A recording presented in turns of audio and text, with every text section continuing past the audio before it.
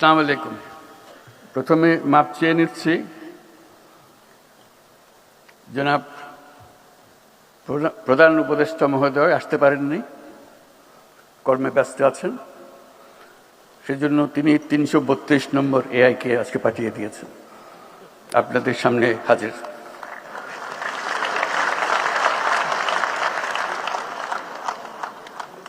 আমি চেষ্টা করব উনি যা বলতে চেয়েছিলেন সেটা আপনাদের কাছে তুলে ধরার জন্য। আশা করি তিনি সন্তুষ্ট হবেন, তার কথাগুলো আমি বলতে পেরেছি। ঢোকার পথে আমি জিজ্ঞেস করেছিলাম শ্রোতাদের মধ্যে আমার মতো এআই কেউ আছে কিনা। এই জন্য জানতে চেয়েছিলাম, তাহলে কথা বলতে সুবিধা হবে, আমার কথাগুলো তারা তাড়াতাড়ি বুঝবে। তারা তথ্যটা দিতে পারে নাই, তারা বোধহয় সজাগ ছিল না যে এখানে শ্রোতাদের মধ্যেও এআই থাকতে পারেন, কারণ যাদের তারা প্রতিনিধিত্ব করছেন তারা নানা কারণে আসার সুযোগ পান নাই।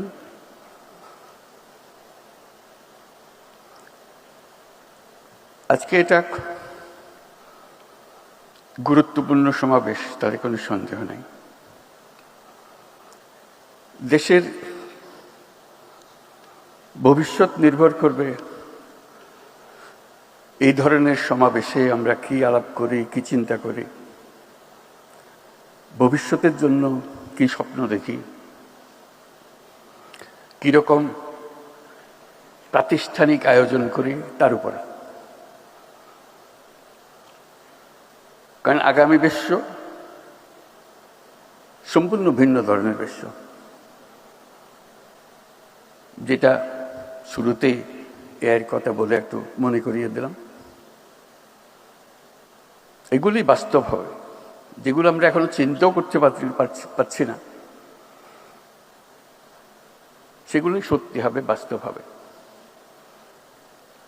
এবং এর গতি, পরিবর্তনের গতি দ্রুত থেকে দ্রুততর হচ্ছে। এটি হলো ১ নম্বর মেসেজ। আমরা যদি নিজেদের গতি দ্রুত না করি, ওই গতির সঙ্গে নিজেদের সামঞ্জস্য বিধান না করি, কি পরিমাণ দ্রুত গতিতে আমরা পিছিয়ে পড়ব এটা চিন্তাও করা যায়। আজকে ২-৪টা কথা বলে মনে হচ্ছে যে আমরা ওদের তাদের সঙ্গে আছি, আমরা সঙ্গে নেই। আমরা অনেক পেছনে, আমরা চিন্তায় পেছনে, কাজে পেছনে, নীতিতে পেছনে, সব দিক থেকে। এই জন্য যে আমরা মনোযোগ ওই পরিমাণ দিচ্ছি না, মনে করছি এটা আরেকটা জিনিস, আরেকটা খাত। অন্যান্য 10টা খাতের মধ্যে যেরকম আয়োজন, এই খাতও সেই আয়োজন। আমার বলার উদ্দেশ্য হচ্ছে এই খাতটা হলো মূল খাত। এই খাত থেকে ভবিষ্যৎ রচনা হবে আমাদেরও এবং সারা পৃথিবীরও। অন্যান্য খাত উবে যাবে তা না, হারিয়ে যাবে তা না, ওরা থাকবে, কিন্তু টান হবে এটার থেকে, বাতাস আসবে এটার থেকে, পরিবর্তন আসবে এটার থেকে,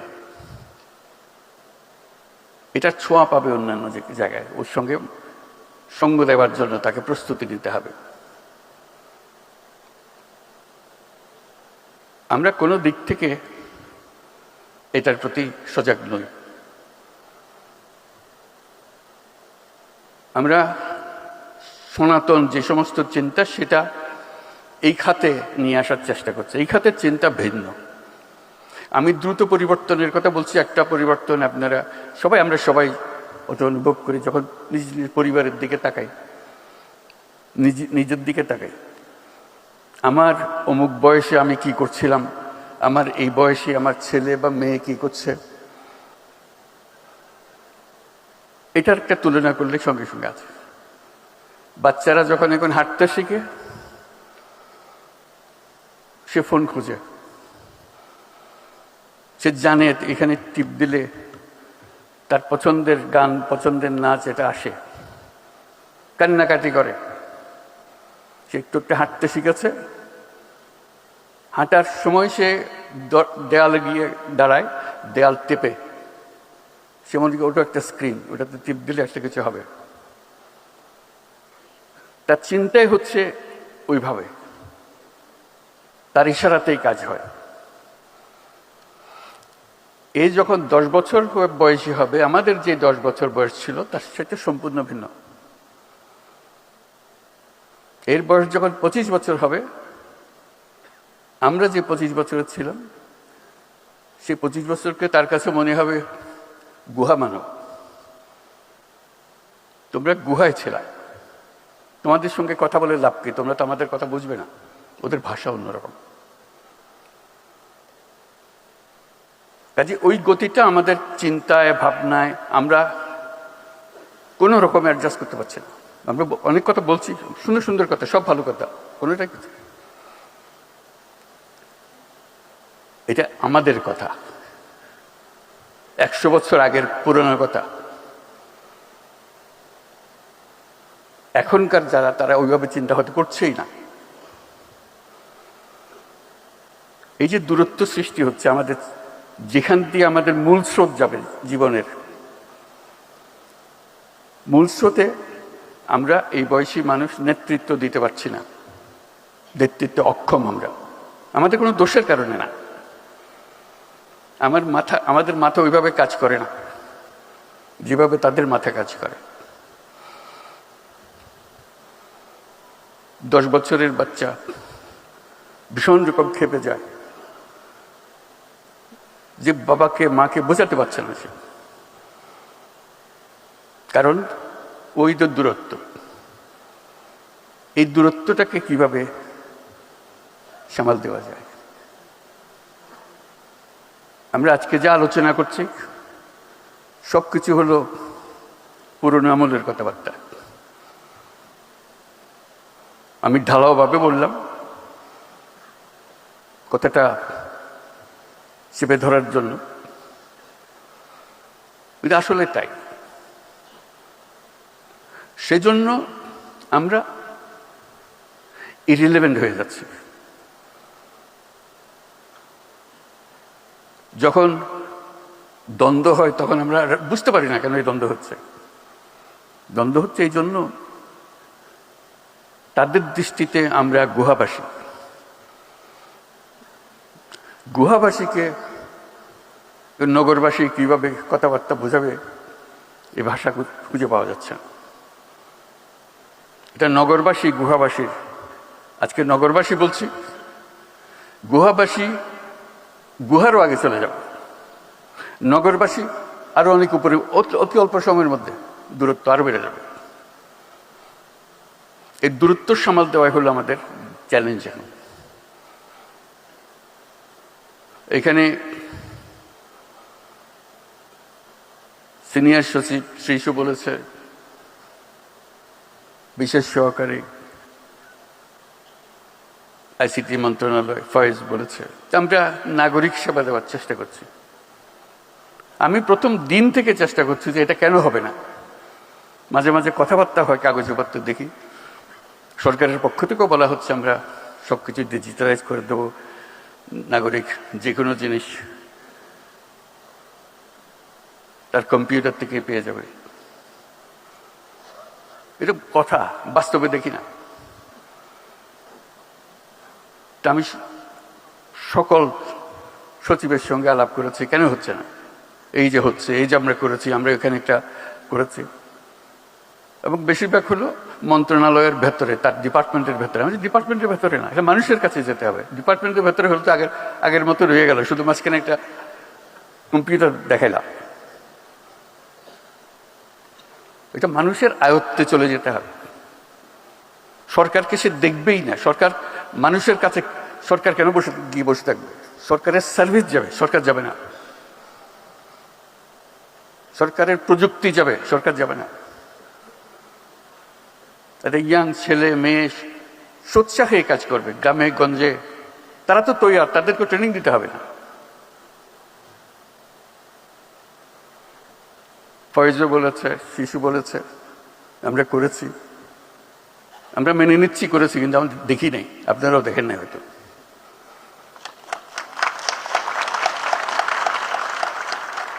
পরিসংখ্যানও দেবে এতটা করে, এত শত করেছি, এত হাজার করেছি, কিন্তু আমরা দেখি নাই।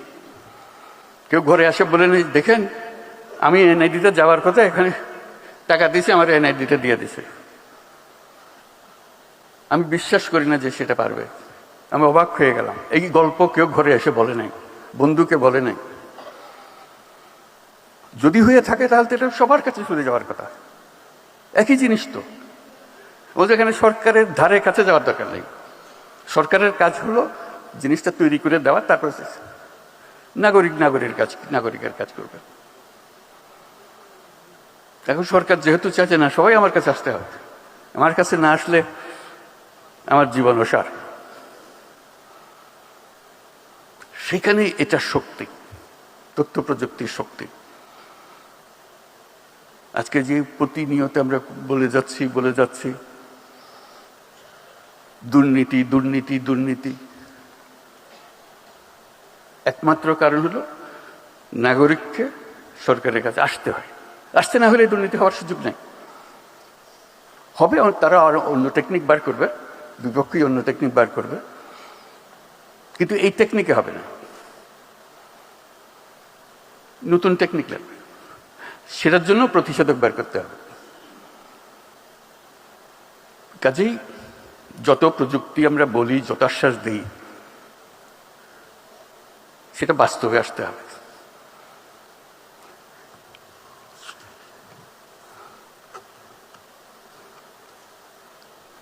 আনুষ্ঠানিক কথাটা বলি, digital device and innovation expo 2026 এর উদ্বোধনী অনুষ্ঠানে উপস্থিত সকলকে আমার শুভেচ্ছা ও সালাম জানাচ্ছি।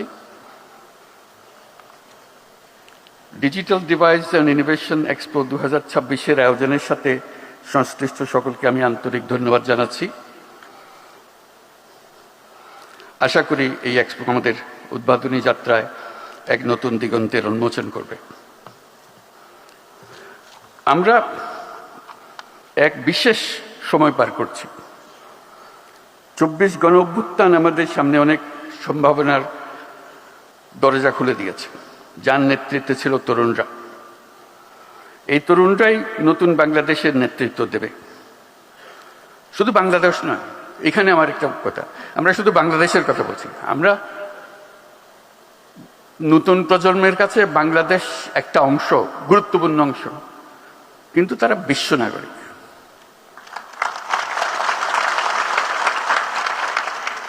আপনি তারে ঠেলে টুলে খালি না বাংলাদেশে ঢুকাইয়া দিয়ে না, বাংলাদেশের কাজ করবে সে, বাংলাদেশের কাজ করার জন্য, সেই গর্ব অনুভব করার জন্যই তাকে বিশ্ব নাগরিক হতে হবে, কারণ বিশ্বে তার ভূমিকা পালন করতে হবে।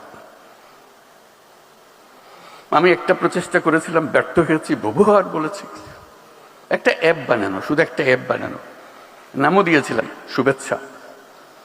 এটা হলো বাংলাদেশি যে যেখানে আছে দুনিয়ার, যে যে কাজে আছে, এই অ্যাপের মাধ্যমে বাংলাদেশের সঙ্গে যুক্ত হওয়া, বাংলাদেশি কে কি করছে তার খোঁজ খবর নেবার একটা সুযোগ হবে। তার বিশেষ বৈশিষ্ট্য কি, তারা সেই বৈশিষ্ট্যের আরও কারা আছে তারা একটা সাব গ্রুপ করবে, তারা বলবে আমি তো এই কাজ করি, আমি তো এটা বাংলাদেশে যে কোনো সময় করে দিতে পারি। আমাদের যে অ্যাসেটস সারা দুনিয়াতে ছড়িয়ে আছে এবং তাদের আন্তরিকতার কোনো সীমা নেই, একটু ইশারা দিলে লাভ দিয়ে আছে, কিন্তু আমরা নারাজ তাদের সঙ্গে আলাপ করতে। এই অ্যাপটা এই হচ্ছে করতে করতে আজ পর্যন্ত হলো না। একটা জায়গা আমরা যদি টেকনোলজি এতই বুঝি, এতই আমাদের কৃতিত্ব, এই কাজটা কেন করতে হবে? একটা জায়গা যেখানে আমরা সবাই একত্র হব, যারা ইচ্ছুক তারা পাতে নিজেদের সাব গ্রুপ করবে, আমি এখান থেকে এই সাবজেক্টে আমি করতে পারি, এই কাজটা আমরা তো এটাই রিসার্চ করেছি, এটাই তো বের করেছি, সারা দুনিয়া নিচ্ছি, বাংলাদেশ কেন নেবে না?